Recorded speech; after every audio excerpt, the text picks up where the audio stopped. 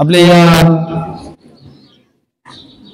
श्री गाडगे बाबा शैक्षणिक संकुलामध्ये आमच्या गडवाड परिवाराच्या वतीने आयोजित व्याख्यानासाठी उपस्थित आपल्या शाळेतील सगळेच शिक्षक वृंद, शिक्षकेतर कर्मचारी, आदरणीय राजू ठोकळ सरांनी आमच्या गडवाड संस्थेचा परिचय करून दिलेला आहे। मागील 15 वर्षापासून महाराष्ट्रभर गडकिल्ले आणि त्यानंतर सामाजिक क्षेत्रामध्ये काम करणारी आमची संस्था, त्या संस्थेच्या वतीने त्या संस्थेच्या वरिष्ठांच्या आदेशाने मला तुमच्यापर्यंत त्यांनी पाठवलंय, धाडलंय की आपण गाडगे महाराज विद्यालयामध्ये जाऊन तिथल्या विद्यार्थ्यांशी काही बोलावं, काही संवाद करावा या हेतूने मी तुमच्यापर्यंत आलेलो आहे। ठोकळ सरांनी अजून एक आठवण सांगितली की मी 2000 आता नेमकं त्यांना जसं आठवत नाही ते नेमकं सर तसं मला आठवत नाही, मी इथं आलो होतो नेमकं 2013 की 14 नेमकं आठवत नाही पण आलो होतो आणि तेव्हा नेमकीच मी थोडस भाषण करायला सुरुवात केलीच होती, काहीतरी करतच होतो, थोडस उभंच राहायला शिकत होतो। तर त्यांनी मला आग्रहाने इथं बोलून मला भाषण करायची संधी दिली होती। त्यानंतर आता जवळपास मला वाटतं 10-11 वर्षाच्या नंतर मी तुमच्यापर्यंत आलेलो आहे। मला आजचा विषय जो बोलण्याकरता आमच्या संस्थेच्या मंडळीने दिलेला आहे की आपण करिअरच्या संबंधाने बोलावं, मुलांशी काहीतरी चर्चा करावी।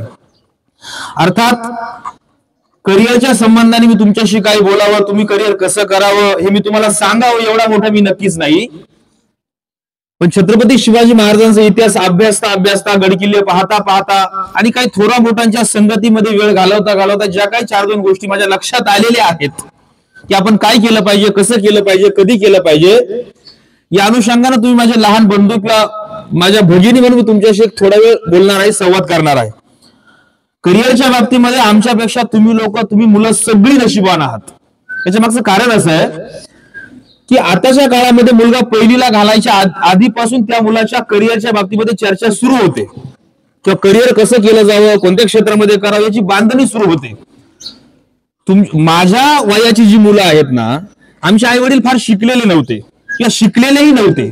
माझी आई शिकलेली नाहीये, माझे वडील दुसरे शिकलेले आहे, त्यांना करिअर म्हणजे करिअरला क सुद्धा माहिती नव्हता। आमच्या वेळेस आमच्या बॅचच्या मुलं, आमच्या वयाची मुलं जी आहेत यांच्या करिअरचा विचार कुठून सुरू व्हायचा माहितीये का 12वीला बघू हा काय दिवे लावतो मग आपण विचार करू, याचे मार्क्स काय म्हणतात, किती गुण याला मिळतात, मग बघू कुठे याला टाकायचं, कुठं ठेवायचं, तिथून पुढे आमचा करिअरचा विचार चालू व्हायचा। पण मी म्हणालो की तुम्ही भाग्यवान अशा दृष्टीने आहात की तुमच्या वयाच्या मुलांच्या मध्ये किंवा तुमच्या पिढीला करिअरच्या बाबतीमध्ये सगळ्याच गोष्टी अनायासे सहज मिळत चालल्यात, त्या अशा मिळत चालल्यात की तुमचे पालक आता जागृत आहेत, सजग आहेत। सगळ्यात महत्वाचं म्हणजे तुमच्यापैकी जवळपास 95 ते 99% मुलांचे पालक शिकलेले आहे। आपल्या मुलांचा भविष्याच्या बाबतीमध्ये कोणता निर्णय घेतला पाहिजे, कसा घेतला पाहिजे, काय केलं पाहिजे याची त्यांना अचूक कल्पना आहे। तुमचे शिक्षक तुम्हाला सांगायला, व्यवस्थित सांगण्याकरता आहे। करिअरच्या अनेक वाटा मोकळ्या झालेल्या आहेत, आपल्या हातामध्ये मोबाईल आलेला आहे, इंटरनेट आलेला आहे, त्यामुळे करिअर कुठं करावं, कसं करावं या संबंधाने फार आता काही अडचण आहे असं मला वाटत नाही। मग आता अडचण काय निर्माण झाली माहितीये का, करिअर करताना येणाऱ्या अडचणी कशा दूर करायच्या।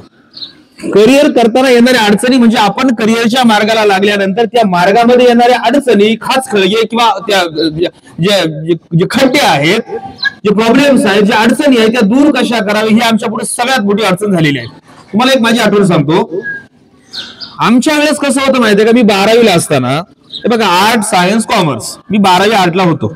आमच्या वेळेस कसं होतं माहिती का, काही नाही म्हणलं 12वी करायची, 12वीला चांगले मार्क्स मिळवायचे, डीएडला जायचं, शिक्षक व्हायचं, एवढंच। 12वीच्या नंतर आम्हाला एवढंच माहिती होतं की 12वीला जाऊन चांगले मार्क्स मिळवायचे आणि कुठेतरी डीएडला ऍडमिशन घ्यायचं, शिक्षक व्हायचं, सगळीकडे हेच, बाकी आम्हाला काही माहिती नव्हतं। त्यानंतर मी 12वीला होतो, मला 12वीला चांगले मार्क्स मिळाले, मी डीएडला गेलो पण मला नोकरीच मिळाली नाही। कारण आम्ही ज्यावेळेस डीएड केलं, पूर्ण केलं, तोपर्यंत शिक्षकाची नोकरी मिळणं कठीण होऊन बसलं होतं। म्हणजे मी एकटा नाही तर माझ्या बरोबर ज्या माझ्या बाकीच्या मित्रांनी डीएड त्यावेळेस केलेलं आहे त्यातल्या तुम्हाला सांगतो 2 किंवा 3 मुलांना फक्त नोकरी मिळालेली आहे आणि बाकीचे सगळे घरी राहिले। अर्थात घरी राहिले म्हणजे ते घरीच राहिले असं नाही, पण त्यांनी कुठेतरी वेगवेगळ्या क्षेत्रामध्ये विचार केला। मला काय सांगायचंय की आमच्या वेळी आम्हाला फक्त एकच माहिती होतं की एकाच क्षेत्रामध्ये करिअर करता येतं, 12वी करा, डीएड करा, शिक्षक व्हा, झालं एवढंच। पण तुम्ही पहा आता किती सांगायला मला किती वेळ लागेल की 12वी नंतर 12वी आर्ट केल्यानंतर कॉमर्स किंवा सायन्सच्या बद्दल तर बोलतही नाहीये, पण किमान आर्ट केल्यानंतर आपण कोणत्या क्षेत्रामध्ये करिअर करू शकतो, किती करिअरच्या वाटा आहे, किती आपल्याला स्कोप आहे हे आपल्याला माहिती झालंय. त्यामुळे तुम्ही मगाशी बोललो, पुन्हा एकदा बोलतो की तुम्ही भाग्यवान का आहात की तुमच्या पुढे करिअरच्या खूप वाटा मोकळ्या झालेल्या आहेत. माझा मुद्दा असा आहे की करिअर करायला अडचण नाहीये, करिअर करताना येणाऱ्या अडचणी, करिअर करताना आमचं जे दुर्लक्ष होतं किंवा आमचं जे लक्ष बाकीच्या ठिकाणी जातं, या सगळ्या अडचणी आहेत. तुम्ही पहा ना हो, तुमचे माझे आई वडील आपल्याला शिकायला पाठवतात कोणत्याही शाळेमध्ये, ही शाळा घ्या, पुण्याची घ्या, मुंबईची घ्या, आणि अजून कुठूनही घ्या. शाळेमध्ये विद्यार्थी अवस्थेमध्ये आपण 1ली ते 10वी शिकणं किंवा 1ली ते 12वी शिकणं किंवा 1ली ते ग्रॅज्युएशन पर्यंत शिकणं हे आपलं एक विद्यार्थी म्हणून करिअरच आहे ना, करिअर आहे. पण आम्ही ज्यावेळेस होतो 1ली ते 12वी किंवा ग्रॅज्युएशन करत होतो त्यावेळेस आम्हाला आमच्या करिअर पासून किंवा शालेय जीवनापासून बाजूला घेऊन जाणाऱ्या गोष्टी फार नव्हत्या. आज तुमच्या आणि माझ्या हातामध्ये जी एक वस्तू आलेली आहे ना, ही वस्तू आम्हाला आमच्या अभ्यासापासून आणि आमच्या करिअर पासून बाजूला घेऊन जाते. मानलं तर याच्यामध्ये खूप काही आहे आणि मानलं तर अजिबात नाही. म्हणजे ठरवलं तर केवळ याचा आधार घेऊन आम्ही खूप काही शिकू शकतो, खूप काही ज्ञान मिळवू शकतो, पण केवळ याचाच आधार जर घेतला तरी आम्ही आमचं आयुष्यभर उद्ध्वस्त सुद्धा करू शकतो. त्यामुळे करिअर वस्तू एकच असते बा, पण त्याचा उपयोग कसा करायचा हे मात्र आपल्याला ठरवता आलं पाहिजे. करिअर करताना स्पर्धा असते की नाही बोला, जरा मोठे सांगा, असते की नाही बोला. मी सांगितलं ऐकायला, स्पर्धा असते की नाही बोला. समजा मी 10वीला आहे, 10वीला माझ्या वर्गामध्ये माझ्या बेंचवरती बसणारी माझी मैत्रीण किंवा माझा मित्र, त्याच्यात माझ्यात स्पर्धा असते की नाही बोला. त्याला शिकवणारी एकच शाळा, तो बसणारा, तो ज्या वर्गामध्ये बसतो त्याच वर्गामध्ये मी बसतो, तो ज्या शिक्षकांकडे शिकतो त्याच शिक्षकांकडे मी शिकतो, तो माझा चांगला मित्र असतो, पण आमच्या दोघांच्या मध्ये स्पर्धा असते की नाही. असते. पण तुम्हाला एक सांगू मित्रांनो, करिअर करताना किंवा यश मिळवताना आपल्याला स्पर्धा करावी लागते हे जरी खरं असलं तरी स्पर्धा केल्यानंच यश मिळतं असं नाहीये. माझा मुद्दा नीट आहे का बरं. यश मिळवण्यासाठी आपल्याला कुणाच्या तरी सोबत स्पर्धा करावी लागते हे खरंच आहे, पण यश मिळवताना प्रत्येक वेळी स्पर्धाच करावी लागते असं नाही, काही नाहीये. बऱ्याचदा आपल्याला यश मिळवायचं असेल तर आपल्या स्वतःच्या ठिकाणचे दोष घालवावे लागतात, तरी आपण मोठं होऊन जातो. मी तुम्हाला सांगतो, ते सोनी मराठीला आता मागच्या महिन्यामध्ये कार्यक्रम चालू होता, तुम्ही पाहिला नसेल पण किमान ऐकला तरी असेल, कोण होणार महाराष्ट्राचा लाडका कीर्तनकार. किमान ऐकला असेल, कानावरून गेला असेल, कोण होणार महाराष्ट्राचा लाडका कीर्तनकार, अशी एक स्पर्धा चालू होती. माझा मुद्दा काय चाललाय, आपल्याला पुढे जायचंय ना, पुढे जाण्याकरता प्रत्येक वेळी दुसऱ्याशी स्पर्धा करावी लागते असं काही नाही. स्वतःच्या ठिकाणचे दोष ओळखायचे आणि ते दोष दूर केले की तरी देखील आपल्याला यश मिळतं.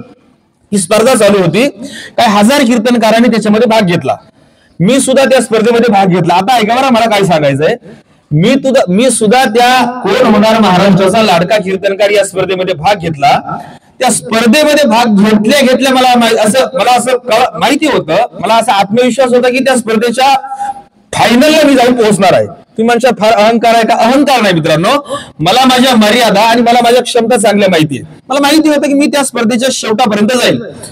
त्या स्पर्धेमध्ये भाग घेतल्यानंतर आमच्या गुरुजींनी मला एक दिवस बोलवलं आणि सांगितलं की बाबा, त्या स्पर्धेमध्ये तुझा विषय मांडणार आहे तो उत्तम मांडशील, तुझे बोलणार आहे ते उत्तम मांडशील, तुझा अभ्यास सगळं काही ठीक आहे, पण लक्षात ठेव, तू ज्यावेळेस त्या स्पर्धेच्या शेवटच्या टोकाला जाऊन पोहोचशील त्यावेळी तिथं सगळ्या गोष्टी अतिशय बारीकपणाने पाहिल्या जातील, सूक्ष्मपणाने पाहिल्या जातील, आणि गायनाच्या 1-2 जागा अशा आहेत की त्या ठिकाणी तुला अडचण आहे, तू त्या ठिकाणी जरासं लक्ष दे गायनावरती, चांगली तयारी कर आणि मग तुला शेवटी त्या स्पर्धेमध्ये यश मिळवता येईल चांगलं. मी आमच्या गुरुजींकडे दुर्लक्ष केलं. त्या स्पर्धेच्या शेवटपर्यंत मी जाऊन पोहोचलो एवढ्या शेकडो हजारो कीर्तनकारांमधून, आणि नेमकी त्या स्पर्धेच्या शेवटच्या फेरीतून मी बाहेर पडलो. ज्यावेळेस मी बाहेर पडलो त्यावेळी आमच्या परीक्षकांनी आम्हाला असं सांगितलं मला की म्हणे तुम्ही विषय उत्तम मांडला, तुमचा अभ्यास उत्तम होता, तुमची विषय मांडण्याची हातोटी उत्तम होती, मग आडलं कुठे घोडं. तर त्यांनी असं सांगितलं का एका ठिकाणी तुमच्याकडून गायन करताना थोडासा स्वर खाली राहिला. मला काय सांगायचंय, ती स्पर्धा करताना त्या स्पर्धेमध्ये मी कीर्तन करताना माझी कुणाशी स्पर्धा होती का? कुणाशी नाही, कुणाची स्पर्धा नाही. माझी स्पर्धा माझी स्वतःशीच राहिली ना. माझ्या ठिकाणचा असलेला दोष मला घालवता आला नाही. मला काय सांगायचंय की आपल्याला यश मिळवायचं असेल की आपल्याला जर पुढे जायचं असेल तर प्रत्येक वेळी आपल्याला कुणाशी तरी स्पर्धा करावीच लागते, असं काही नाहीये. स्वतःच्या ठिकाणचे असलेले दोष जरी आपण ओळखले आणि ते दोष जर आपण दूर केले तर यश आमच्या पदरात येऊन पडतच पडतं. करिअरच्या बाबतीमध्ये हा सगळ्यात सोपा नियम लक्षात घ्या. सोपा नियम लक्षात घ्या. करिअर करताना सगळ्यात महत्वाचं काय आहे की आम्हाला काय करायचंय ठरवता आलं पाहिजे. ठरवता आलं पाहिजे. मला सांगा, एखादी गोष्ट कोणती का असू द्या, ती पूर्ण कधी होते? ती पूर्ण कधी होते? आधी आपण ठरवतो ना. ठरवण्याशिवाय पूर्ण होते का? आधी ठरवावं लागतं. मला कोणत्या क्षेत्रामध्ये करिअर करायचं हे पहिल्यांदा आम्हाला ठरवता आलं पाहिजे. आमचं ठरतच नाही. तुम्हाला सांगू, मी लहानपणी आमच्या आईसोबत प्रवास करायचो ना बसमधून, मला असं वाटायचं कंडक्टर व्हावं. चांगले म्हणलं गाडीमध्ये बसायचं, तो आपल्याला एक कागद देणार, आपण त्याला पैसे देणार. चांगले म्हटलं याच्यातच आपण कंडक्टर होऊया. नंतर आमच्या शेजारच्या माणसाने एक ट्रक घेतला आणि तो ट्रक घेतल्यानंतर आमच्या सगळ्या, तेव्हा लहान असताना सगळ्या गावामध्ये तो ट्रक असा पूजा करायला ओवाळायला घेऊन गेले. आम्हाला असं वाटायला लागलं आपण ट्रक घेऊया, ड्रायव्हर होऊया. मग काय झालं, अचानक थोडंसं मोठं होत गेलो. मग आम्ही क्रिकेट खेळायला लागलो. मग आम्हाला असं वाटलं आता आपण क्रिकेटपटू होऊया. मग पुन्हा थोडंसं मोठं होत गेलो ना, अचानक एका IPS IAS अधिकाऱ्याचं एक भाषण ऐकलं, म्हटलं आता आपण कलेक्टरच होऊया. आमचं ठरलंच नाही, ठरतच नाही. काय करायचंय ठरलं पाहिजे ना, ठरलं पाहिजे. ही पहिली पायरी आहे. आम्हाला जर कळलंच नाही मला काय करायचं, तुम्ही काही व्हा, तुम्ही शेतकरी व्हा, तुम्ही वकील व्हा, तुम्ही एअर होस्टेस व्हा, तुम्ही कलेक्टर व्हा, तुम्ही आणखीन काय व्हा, पण ठरलं पाहिजे. त्या आळंदीला माझा एक मित्र आहे. त्या मित्राच्या घरी मी मागच्या आठवड्यामध्ये गेलो तर त्या घरामध्ये असं एक फळा लावलेला भला मोठा, दुसऱ्या बाजूला असे काही स्टिकर चिकटवलेले होते, काही तक्ते लावलेले होते आणि त्या तक्त्यांवरती जागतिक दर्जाची माहिती, जगात हे कुठं आहे, जगात ते कुठं आहे, जगात हे कसं आहे, ते कसं आहे. मी विचारणार, तुझी मुलगी आताशी 5वीला एवढी कशाला कठीण माहिती तू चिकटवली, काय गरज आहे तिला एवढी माहिती द्यायची? तो म्हणे असं नाहीये. मग तो म्हणे माझ्या मुलीनं आत्ताच ठरवलं की तिला कलेक्टर व्हायचंय आणि त्यानुसार तिनं आत्ताच तिचा अभ्यास सुरू केलेला आहे. मला सांगा, जी मुलगी 4थी 5वी पासूनच असा अभ्यास करत असेल किंवा तिच्या जीवनामध्ये तिला काय बनायचंय ते जर ती ठरवत असेल, मला सांगा हो, ती तिच्या आयुष्यामध्ये तिनं ठरवलेलं ध्येय गाठू शकत नाही का? साधा विचार करून पहा ना. मला काय सांगायचंय, आपल्याला काय करायचंय आपल्याला आधी ठरवता आलं पाहिजे. शिवाजी महाराजांची जन्माची भूमी आहे ही. महाराजांचा राज्याभिषेक 1674 साली झाला, पण राज्य निर्माण करावं हे शिवाजी महाराजांनी कधी ठरवलं? 1670 ला, 65 ला, 63 ला, 60 ला? कधी ठरवलं? कधी? शिवाजी महाराज 15-16 वर्षाचे असतानाच महाराजांनी ठरवलं की मला स्वतःचं राज्य निर्माण करायचंय, रयतेचं राज्य निर्माण करायचंय. या मराठी माणसासाठी मराठी मातीमध्ये आपलं स्वतःचं राज्य झालं पाहिजे. शिवाजी महाराजांनी आधी ठरवलं, त्यानुसार ते वागले, त्यानुसार ते करत गेले प्रत्येक कृती. समजा मी ठरवलं की मला लेखक व्हायचंय. आपण एखादी गोष्ट ज्यावेळेस आपण ठरवतो, ठरवल्यानंतर आपण त्यानुसारच वागत जातो ना. मला सांगा, एखाद्या माणसाने ठरवलं की मला त्या घरातली अशी अशी वस्तू चोरायची. मी काही तुम्हाला चोऱ्या करायला शिकवायला आलो नाही बरं. समजा एखाद्याने ठरवलं की मला त्या घरातल्या ठेवलेली अशी एखादी वस्तू चोरायची. तो ज्या क्षणाला ठरवतो की मला ती वस्तू चोरायची, तिथून पुढे तो काय करतो?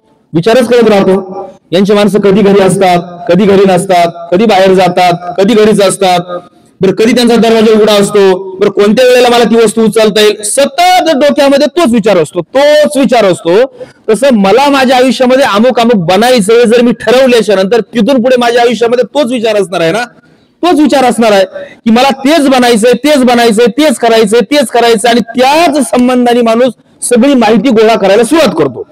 एखाद्या वेळेला मला क्रिकेटपटू व्हायचं, मग तो सगळं क्रिकेटच बघणार ना.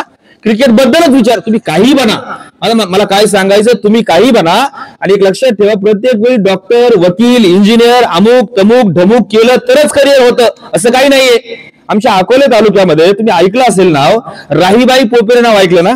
आमच्या अकोले तालुक्यामध्ये एक आजी, जवळपास आता त्यांचं 60-65-70च्या घरामध्ये असेल. कुणालाच माहित नव्हती ती आजी काय. एक छोट्याशा घरामध्ये, त्या तिकडे आमच्या कोमाळ्या गावामध्ये छोट्याशा घरामध्ये राहणारी आजी. पण त्या आजीला एक छान आवड होती. मी तुम्हाला सांगतो की त्यांनी काय केलं, काही वेगळं नाही केलं. त्यांचं शिक्षण फार नाही, काही केलं नाही. फक्त आपल्या ज्या जुन्या बिया, आपल्या जे वाण आहेत, गोराणीचे म्हणा, मेथीचे म्हणा, अजून वाण जे आहेत, तुरीचे म्हणा, मुगाचे, जे काय आहे त्यांनी ते सगळे जुन्या काळातले वाण एक एक असे लावून धरले. आणि त्या वाहनाची पारख असणारे काही लोक ज्यावेळी त्या मातेला भेटले त्यांनी सांगितलं म्हणजे हे आश्चर्य करणार आहे, एवढे जुने वाहन तुम्ही सांभाळून ठेवले. गंमत पहा, केवळ ते जुने वाहन सांभाळून ठेवण्याचा परिणाम असा झाला, त्या मातेची चर्चा कौतुक फक्त आमच्या परिसरात नाही, तालुक्यात नाही, जिल्ह्यात नाही, महाराष्ट्रात नाही, देशभर नाही, जगभर कौतुक झालं, जगभर. आणि त्या कौतुकाचं त्यांच्या त्या कार्याची दखल आपल्या देशाच्या सरकारनं सुद्धा घेतली आणि आपल्या देशातल्या अत्यंत महत्वाच्या किंवा मानाच्या पुरस्कारांच्या पैकी एक असणारा पुरस्कार पद्मश्री पुरस्कार त्यांना बहाल केला. मला सांगा कशाच्या जोरावरती? त्यांनी एक दुर्मिळ गोष्ट केली. म्हणजे आपल्याला काय वाटतं माहितीये ना, करिअर करणं म्हणजे काहीतरी मोठं एखादा अधिकार पद मिळवणं असंच आहे, असं काही नाहीये. मला सांगा, आपल्या शाळेमध्ये गोळा आपण फेकतो ना, थाळी आपण फेकतो, भाला आपण फेकतो ना. मागे ज्यावेळेस ऑलिम्पिक झालं, त्या ऑलिम्पिक मध्ये नीरज चोप्रा नावाच्या एका खेळाडूनं त्या भालाफेक मध्ये गोल्ड मेडल मिळवलं. मी तुम्हाला गंमत सांगू, ते गोल्ड मेडल आपल्या देशाला मिळेपर्यंत आपल्याला माहिती नव्हतं नीरज चोप्रा नावाचा असा कोणीतरी खेळाडू आहे. म्हणजे आपलं लक्षच नाहीये. आपलं लक्ष कुठे माहितीये का? आपलं लक्ष फक्त क्रिकेटमध्येच अडकलंय. या गल्लीमध्ये गौतम गंभीर, दुसऱ्या गल्लीमध्ये विराट कोहली, दोघांचं भांडण होणार, हा त्याला म्हणाल शंकर पाळ्या, यांचं भांडण चालूच आहे. आम्ही याच्यापेक्षा बाहेर जायला तयारच नाही. किती क्षेत्र खुले झालेत, किती क्षेत्र खुले झालेत, किती वाटा आमच्या पुढे येऊन थांबल्यात, पण आम्ही तिथपर्यंत पोहोचायला तयार नाही. मला काय सांगायचंय, तुमच्याकडे मोबाईल आहे, तुमच्याकडे इंटरनेट आहे, त्याचा प्रॉपर उपयोग करून आपण वेगवेगळ्या क्षेत्रामध्ये जाण्याकरता मार्ग शोधले पाहिजे ना, शोधले पाहिजे. तुम्हाला सांगू, आता आम्ही वारीला गेलो होतो, बरोबर का? म्हणजे आपल्या विचाराच्या बाहेर काही गोष्टी असतात. आम्ही वारीला गेलो. आता वारीला किती लाखो लोक असतात. ते वारकरी रस्त्याने चालताना ते पाण्याची बॉटल विकत घेणार आणि पिले का समजा आपण बाटली टाकून देतो. एकदम माझ्या लक्षात आलं की वारकरी चाललेले असताना त्या रिकाम्या बाटल्या उचलणारे काही लोक असतात.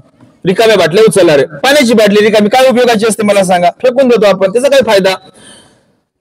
मी एकदा त्या रिकामी बाटली उचलणाऱ्या त्याच्याकडे गेलो आणि म्हटलं, तुम्ही बाटल्या उचलता काय करता? त्यांच्याकडे ते भले मोठे भोत असतात. भोत माहिती आहे ना, आपण पोतं म्हणतो, ते पोत्यापेक्षा जरासं मोठं असतं, त्याला भोत म्हणतात. त्याच्यामध्ये साधारणतः 1000 बाटल्या बसत असतील काय. त्यांनी विचारला, तुम्ही या बाटल्या रिकाम्या घेऊन काय करता? त्यांनी सांगितलं, हा एवढा भोत भरला आणि एका दुकानामध्ये नेऊन दिला की मला या एका भोताचे 500 रुपये मिळतात. म्हटलं, दिवसभरामध्ये तुम्ही किती भोत भरता? म्हणलं, ही वारी चालू आहे ना, एका दिवसामध्ये 4 भोत भरून होऊन आम्ही त्या दुकानदाराकडे नेऊन देतो, 2000 रुपये कमवतात. मला काय सांग, आपल्याला काय बाटल्या नाही गोळा करायच्या आहे. मला काय सांगायचंय की ठरवलं तर काही करता येतं, ठरवलं तर काही करता येतं. चला, मी माझं स्वतःचं उदाहरण सांगतो. मी तुमच्या पुढे जो आता पोपटासारखा बोलतोय ना, माझ्या आयुष्यामध्ये 12वी पर्यंत मी कधीच भाषण केलं नाही, कधी केलं नाही, कधीच केलं नाही. फक्त 2 वेळा 12वी पर्यंत स्टेजचा मला अनुभव होता. एकदा राष्ट्रगीत चालू असताना मी बडबड केली किंवा हालचाल केली म्हणून आमच्या सरांनी स्टेजवरती घेऊन फटके दिले होते एक. आणि दुसऱ्या वेळेस कायमच उशिरा येतो म्हणून 2-3 वेळा समजावून सांगूनही ऐकलं नाही म्हणून स्टेजवरती घेऊन फटके दिले 2. या 2 घटनांच्या व्यतिरिक्त माझा वक्तृत्वाशी किंवा भाषणाशी कधीच संबंध आला नाही. ज्यावेळी मी डीएडला गेलो, डीएडला आम्हाला शिक्षकांना सगळंच करावं लागतं म्हणून सांगितलं, तुम्हाला बोलावं लागेल, काही झालं तर तुम्हाला बोलणं शिकावं लागेल. तिथून पुढे मी बोलायला लागलो आणि मला असं वाटलं की मी भाषण केलं पाहिजे. आज मी बाकीचं सगळं सोडून मी फक्त भाषणच करतो. भाषणामध्ये मी माझं करिअर केलं. मला काय सांगायचंय, तुम्ही जर ठरवलं एखाद्या गोष्टीमध्ये, तुमच्या आवडीच्या क्षेत्रामध्ये तुम्हाला करिअर करता येऊ शकतं, 100% करिअर करता येऊ शकतं. पण एक लक्षात ठेवा, आयुष्यामध्ये आपलं करिअर होणारच आहे, आपण मोठे बनणारच आहोत. पण करिअर करता करता आणि मोठं बनता बनता आपल्यातला माणूस मात्र शाबूत राहिला पाहिजे. मी तुम्हाला एक प्रश्न विचारू का मित्रांनो? शिवाजी महाराज तुमच्या माझ्या मनात आहे की नाही? बोला. का बरं आहेत मनात? तुमच्यापैकी कोणी एखादं उठून उभं राहून उत्तर दिलं तरी मला चालेल. का बरं मनामध्ये आहे शिवाजी महाराज आपल्या? शिवाजी महाराजांनी तुम्हाला किल्ला दिला का एखादा? बोला ना. मग शिवाजी महाराज तुम्हाला जमीन दिली का? मग तुमच्या नाव काही पैसे करून दिले, घर करून दिलं, तुम्हाला सोनं दिलं, कशा करता? का बरं? बरं, शिवाजी महाराजांच्या आधी राजे झाले नाही का? खूप झाले. त्यानंतर झाले नाही का? खूप झाले. पण शिवाजी महाराज म्हटलं की आमचा ऊर अभिमानानं का बरं भरून येतो? काय कारण असेल? मी त्याच्या मागचं एक कारण सांगतो. शिवाजी महाराज त्यांच्या क्षेत्रामध्ये खूप मोठे झाले, पण त्यांच्यातला माणूस मात्र त्यांनी कधी मरू दिला नाही. आता मुद्दा काय चाललाय? किती मोठे झाले, आबाळ एवढी उंचीचे शिवाजी महाराज झाले, पण त्यांनी त्यांच्यातला माणूस कधीही मरू दिला नाही, कधी मरू दिला नाही. 1645 साली हे बघा ना, एखाद्या मैत्रिणीची समजा पेन संपला, बरोबर. पेन संपल्याच्या नंतर ती आपल्याकडे येते, दे ना का मला आजच्या दिवस पेन दे ना प्लीज. आपण म्हणतो पेन नाही, रिफिल आहे, चालू का तेवढं तरी दे ना प्लीज, दे ना, तू माझी मैत्रीण आहे, अगं तुझ्याशिवाय मी कुणाशी बोलत सुद्धा नाही, म्हणते की नाही, म्हणते. आणि दुसऱ्या दिवशी तिच्याकडे पेन असेल तर ती आपल्याशी नीट बोलते का?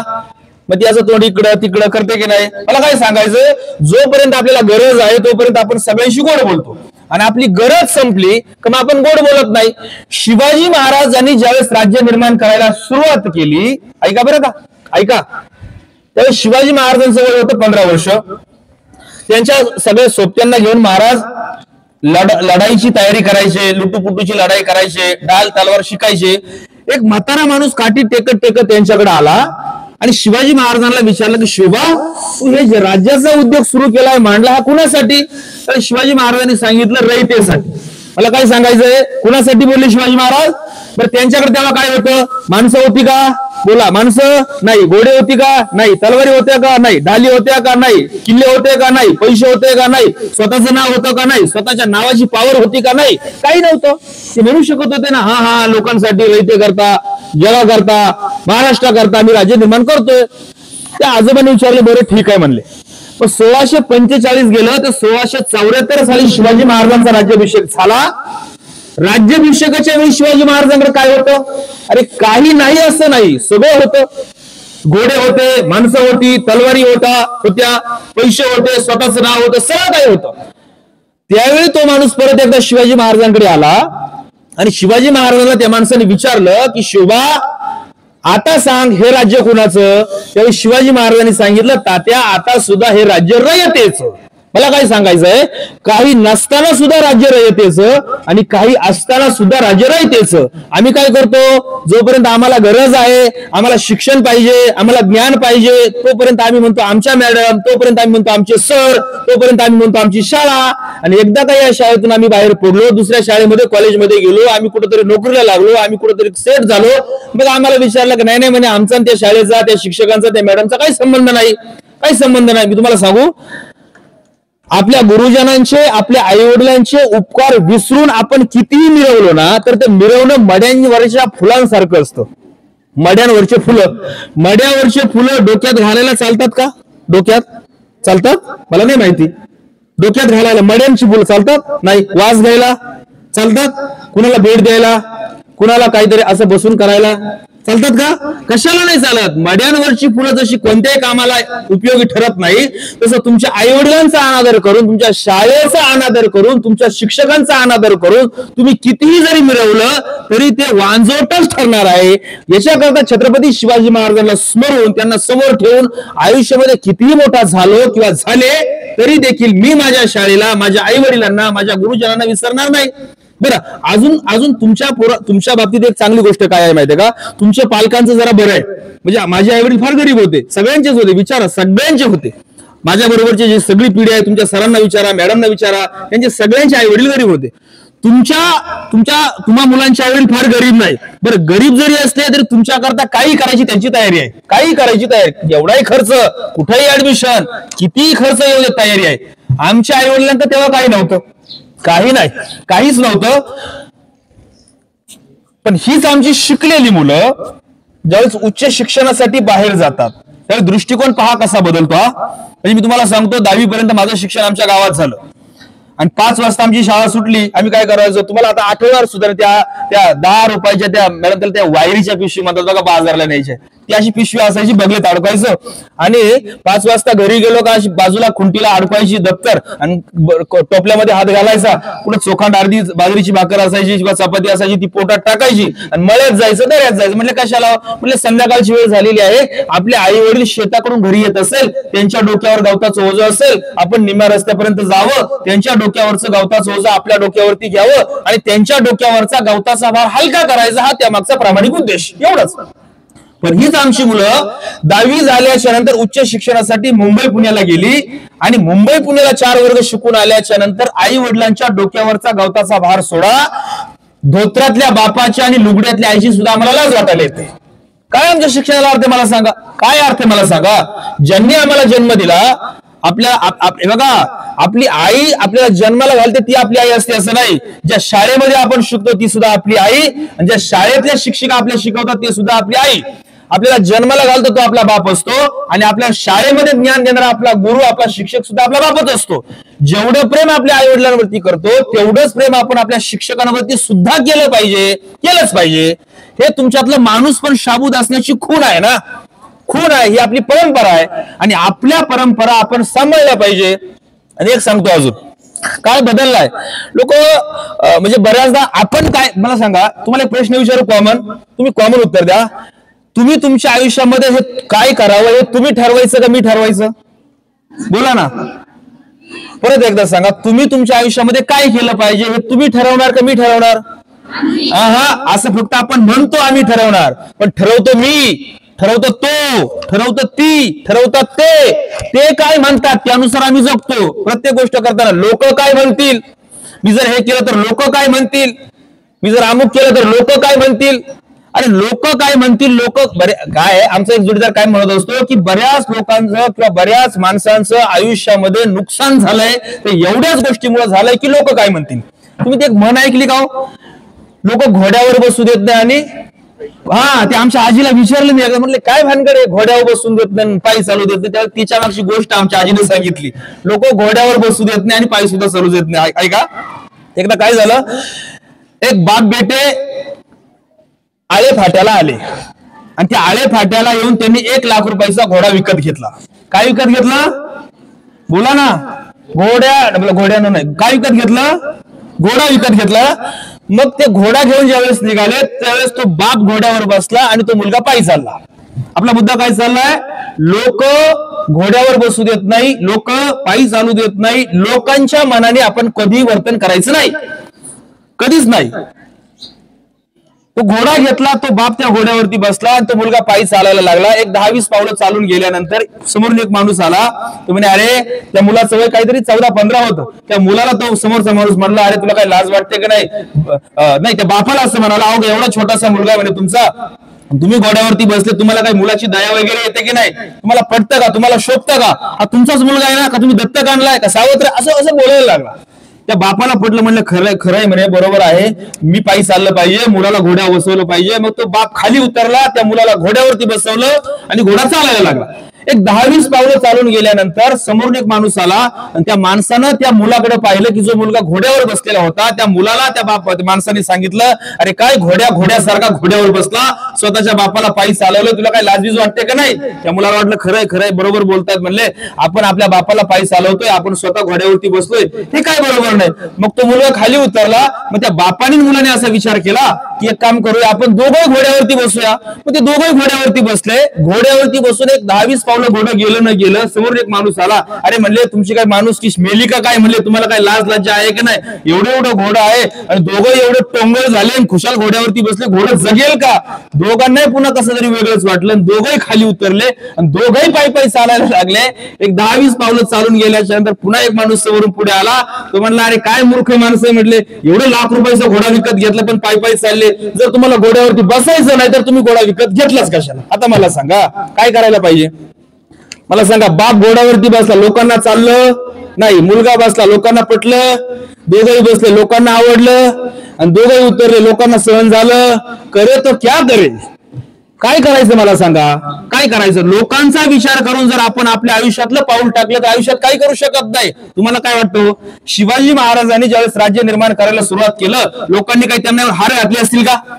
त्यांचं काय कौतुक केलं असेल का? लोक म्हणत असतील ना, काय या भोसल्याने उद्योग सुरू केला, यांना काही काम आहे का नाही, आमचे पोरं कामाला लावले, नादाला लावले, किती बोलले असतील, किती मागे पुढे निंदा केली असेल.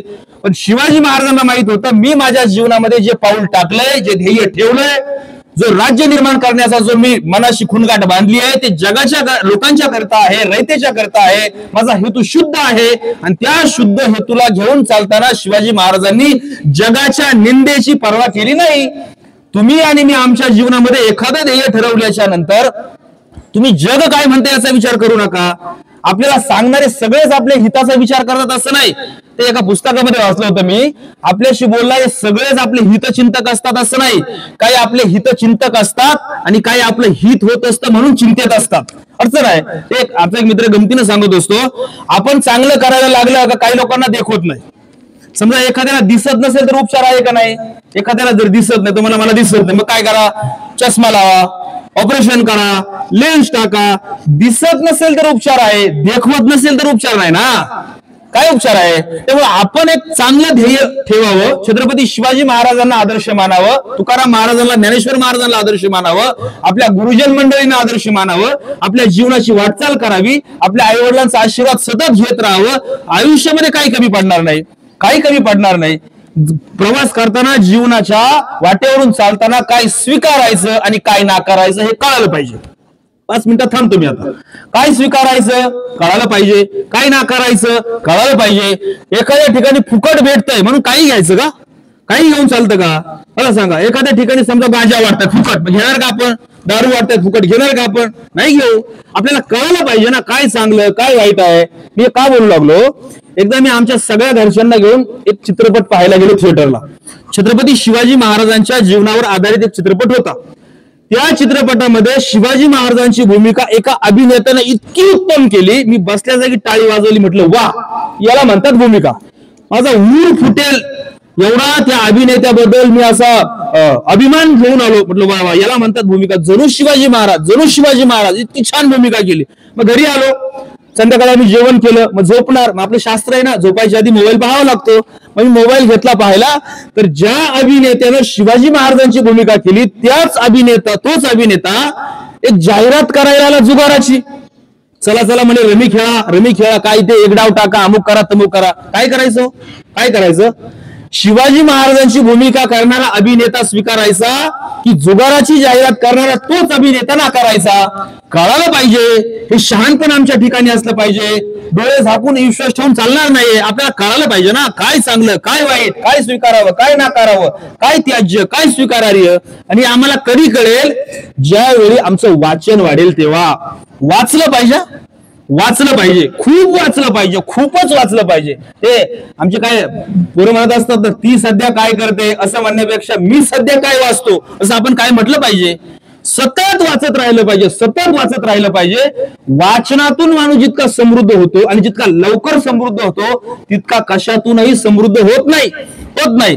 म्हणून गाडगे महाराज च्या नावाने आपली ही संस्था आहे. गाडगे बाबांचं काय वाक्य आहे? गाडगे बाबा म्हणायचे, बाबांनो एक वेळ जेवा, 2 वेळ अन्न नाही भेटलं तरी एकच वेळ जेवा, पण तुम्ही शिका. या शिकण्यामध्ये काय आहे? लिहायला शिका. या शिकण्यामध्ये काय आहे? वाचायला शिका. या शिकण्यामध्ये काय आहे? वेगवेगळ्या कला शिका. या शिकण्यामध्ये काय आहे? वेगवेगळे छंद जोपासा. आणि हे छंद जोपासता हे वाचन करता या नवीन कला हस्तगत करता आपोआप आपलं करिअर घडत जातं. आपल्याला आपलं स्वतःचं करिअर घडवण्याकरता फार वेगळे एफर्ट्स प्रयत्न करावे लागत नाही. आता शेवटचं एक सांगतो आणि थांबतो. बऱ्याच शाळांच्या मध्ये मी असं पाहिलंय, आता खास फक्त आमच्या शिक्षकांच्यासाठी बोलतो. आपण म्हणतो की नाही रे, मला सांगा, माझ्या मागे बसलेले सगळे शिक्षक कशासाठी आहे मला सांगा ना. कशाला आहे? कशाला? तुम्हाला शिकवायला. माझ्या या हाताला बसलेले सर कशाला आहेत? शिकवायला. माझ्या समोर बसलेले सर कशाला आहेत? माझ्या या बाजूला बसलेले मॅडम कशाला आहेत? मग सगळेच शिक्षक, सगळ्याच मॅडम तुम्हाला शिकवायला आहेत. मग ते शिकवता कधी त्या तुमच्याशी गोड बोलतात की नाही, कधी तुमच्याशी कठोर बोलतात की नाही, कधी तुमच्याशी ओरडतात की नाही, कधी तुमच्यावरती प्रेमाने कौतुकाचा हात फिरवतात की नाही. पण काही मुलांचं काय म्हणणं असतं माहितीये का? मला अमके सर आवडत नाही, मला तमक्या मॅडम आवडत नाही. का म्हणले? ते फार ओरडतात आणि फार बोलतात. एक लक्षात ठेवा, एक वाक्य शेवटपर्यंत लक्षात ठेवा. तुमचे सगळे शिक्षक आणि तुमच्या मॅडम तुम्हाला बरं वाटावं याच्याकरता इथं नाही, तुमचं खरं व्हावं याच्याकरता इथं आहे. खरं व्हावं, चांगलं व्हावं याच्याकरता आहे. आणि जर समजा हे आपलं चांगलं करता कधी ते आपल्याला ओरडले, बोलले, आपल्याला त्यांनी थोडासा धाक दाखवला, आपण असं तोंड पाडून बसू नये. काय आहे, या काळामध्ये लोकांना खरं बोलणाऱ्यापेक्षा बरं बोलणाऱ्या लोकांना लोक फार आवडतात. तुकाराम महाराजांचं एक अभंग आहे. तुकाराम महाराज असं म्हणतात की माणसाला जगामध्ये स्वतःच्या प्राणापेक्षा स्तुतीप्रिय. एखाद्या आजीला फक्त म्हणा 80 वर्षाची आजी, तू हिरोईन सारखी दिसते, ती लगेच 10 रुपयाची नोट आपल्या हातावर ठेवते. का? स्तुती फार प्रिय. एखाद्या तरुण मुलीला म्हणा, काय तुझं तोंड ग, ती आपल्याशी बोलायचं बंद करून टाकते. मला काय सांगायचं आहे, आपल्याला खरं बोलणाऱ्यापेक्षा बरं बोलणारी लोक जास्त प्रिय आहे. आणि बरं बोलणारी लोकांपासूनच जास्त धोका होऊ शकतो. मग तो मित्र असू द्या, मैत्रीण असू द्या, शेजारी असू द्या, नातेवाईक असू द्या, गावातला असू द्या, गल्लीतला असू द्या, कुणी असू द्या, जो एखादा फार बरं बोलायला लागला, फार गोड गोड बोलायला लागला, समजून चला धोका होणार आहे, समजून चला. एक राजा होता, त्या राजाला झोपेत स्वप्न पडलं, त्याचे 32 पैकी 31 दात पडले, एक दात शिल्लक राहिला. प्रश्न विचारणार आहे बरं मी, शेवटी प्रश्न विचारणार आहे. आम्हाला ही गोष्ट MBA ला असताना आमच्या सरांनी सांगितली होती, फार चांगली गोष्ट आहे का. तसं म्हणाले की एक राजा होता, त्याला झोपेत स्वप्न पडलं आणि स्वप्नामध्ये 32 पैकी 31 दात पडले, एक दात शिल्लक राहिला. मग त्यांनी सगळे ज्योतिष बोलवले आणि त्या दाताचा अर्थ शोधायचा प्रयत्न केला. म्हणले एकच दात शिल्लक राहिला, याच्या मागचं कारण काय.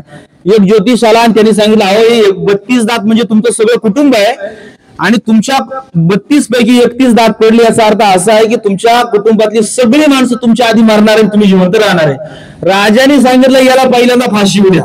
माझं कुटुंब मारायला निघाला का. दुसरा ज्योतिष बोलवला, त्याला विचारला याचा अर्थ काय आहे. त्यांनी ते सगळं बाड वगैरे काढला, अभ्यास केला. त्यांनी सांगितलं असंच म्हणे, तुमच्या 32 दात म्हणजे 32 माणसं आहेत घरातले आणि 31 दात पडले म्हणजे 31 माणसं तुमच्या घरातल्या आधी मारणार, तुम्ही एकटे राहणार. त्याला सुद्धा त्यांनी हत्तीच्या पायी देऊन मारून टाकलं. असं करता करता त्या राज्यातले सगळे ज्योतिषी बरोबर सगळे मारून टाकले. पोरांचे लग्न होईना, तारीख काढायला ज्योतिष राहिला नाही. त्या राज्यामध्ये एक मुलगा होता, त्या मुलाच्या कानावर ही बातमी गेली. आपला मुद्दा काय चाललाय, लोकांना खरं बोलणाऱ्यापेक्षा बरं बोलणारे जास्त प्रिय आहे. सगळे ज्योतिष खरा खरा अर्थ सांगत होते, सगळ्या ज्योतिषांना राजाने फाशीची शिक्षा दिली, मारून टाकलं. तो एक मुलगा आला आणि त्याला राजाने विचारलं, तुला माहिती आहे ना, जर व्यवस्थित नाही सांगितलं तर मी मृत्यूदंडाची शिक्षा देतो. तुम्हाला राजा तसं आयुष्यामध्ये काय राहिलं नाही, मारून टाकायचं तर मारून टाका म्हटले. मग त्याने विचारलं याचा अर्थ काय आहे. 32 दातापैकी 31 दात पडले, एक दात शिल्लक राहिले, याचा अर्थ काय. ऐका बरं, त्या मुलानं सांगितलं, राजे हे 32 दात म्हणजे तुमचं कुटुंब आहे आणि 32 दातांपैकी 31 दात पडले, एकच दात शिल्लक राहिला, याचा अर्थ असा आहे की तुमच्या कुटुंबामध्ये तुम्ही एकटेच सगळ्यात दीर्घ आयुष्य ठरणार आहात. एवढंच राजा बोलला. राजाने त्याला सांगितलं याला अर्ध राज्य घेऊन टाका. आता मला सांगा, 32 पैकी तुम्ही एकटे दीर्घ आयुष्य ठरणार आहात या वाक्यामध्ये आणि तुमच्या आधी तुमच्या घरातले सगळेच माणसं मारणार आहे या वाक्यामध्ये फरक काय. एकच आहे ना. प्रश्न एवढाच आहे, आधीचे जे बोलत होते ते खरं बोलत होते आणि हाही खरं बोलला, पण खऱ्यासोबत बरं बोलला. लोकांना बरं बोलणारे फार प्रिय आहे. त्यामुळं आपण बरे बोलणाऱ्यांपासून थोडं सावध राहिलं पाहिजे. खरं हे नेहमी कटू असतं, टोचणार असतं, बोसणार असतं आणि त्यामुळे ते आपण स्वीकारलं पाहिजे. कारण खरं जर आपण स्वीकारलं, खऱ्याचा स्वीकार करत करत आपण आपल्या जीवनाची वाटचाल चालू ठेवली तरच आपल्या आयुष्याला सुद्धा 4 चांद लागल्याशिवाय राहणार नाही, आपल्या आयुष्याचं सुद्धा सोनं झाल्याशिवाय राहणार नाही. मी पुन्हा एकदा आपल्या सगळ्यांना मनापासून धन्यवाद देतो. आपण, तुम्ही आणि मी, आपण सगळे गरीब कुटुंबातली आहोत, सगळे गावाकडची मुलं आहोत, सगळे शेतकरी कुटुंबातली आहोत. माझे आई वडील शेतकरी आहेत, तुमचे आई वडील शेतकरी आहेत. त्यांनी फार अपेक्षेने आपल्याला शाळेमध्ये पाठवले. खूप मन लावून अभ्यास करा, खूप मन लावून अभ्यास करा. शाळेतले दिवस मित्रांनो असे भरभर भरभर भरभर उडून जातात. येणारा जाणारा दिवस कुणासाठी थांबत नाही, काळ कुणासाठी थांबत नाही. तुमचे आणि माझे आई वडील आपल्याकडे फार आशेने डोळे लावून बसलेत, म्हणून आपण सगळ्यांनी विचार करावा, मनापासून अभ्यास करावा. याच्याकरता मी तुम्हाला शुभेच्छा देतो. पुन्हा एकदा या शाळेला, इथल्या सगळ्या शिक्षक मंडळींना मनापासून धन्यवाद देतो. माझे मार्गदर्शक की पहिला माझ्या भाषणाच्या बाबतीमध्ये किंवा इतर कोणत्या अडचणीच्या वेळी माझ्या पाठीमागे खंबीरपणाने उभं राहून मार्गदर्शन करणारे तुमचे माझे लाडके आदरणीय ठोकळ सर यांनी या ठिकाणी संधी दिली, येण्याची, बोलण्याची संधी दिली, त्यांना मनापासून धन्यवाद देतो. पुन्हा एकदा आपल्या सगळ्यांचे आभार मानतो आणि आताच्या पुरता सांगतो, जय हिंद, जय महाराष्ट्र.